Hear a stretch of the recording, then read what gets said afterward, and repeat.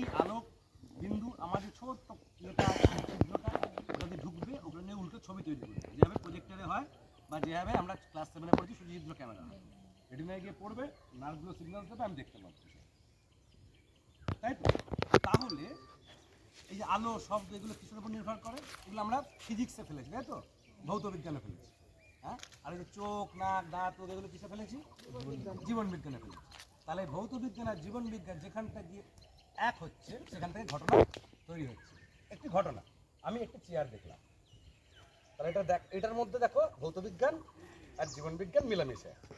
ভৌতটা বাইরে কাজ করে, জীবনটা ভেতরে কাজ করে, বুঝতে পারছি? তাহলে এই যে দেখাটা হচ্ছে শর্ত সাপেক্ষ, তাহলে চোখ থাকলেই দেখা যায় না, তাহলে আলোটা সমান গুরুত্বপূর্ণ, তাই তো? সেরকমই এই যে কানে আমি বলছি, তুমি শুনছো, তাই তো?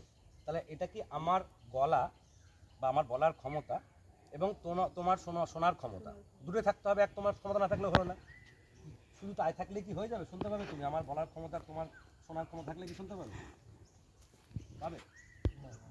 পাবো না। তাহলে কি লাগে? ব্রেন যদি আমাদের কার্যকারী না হয় তবে না না না, ব্রেন মনে করো আছে, ব্রেন আছে, দেখলে অনুভব করতে পারবে।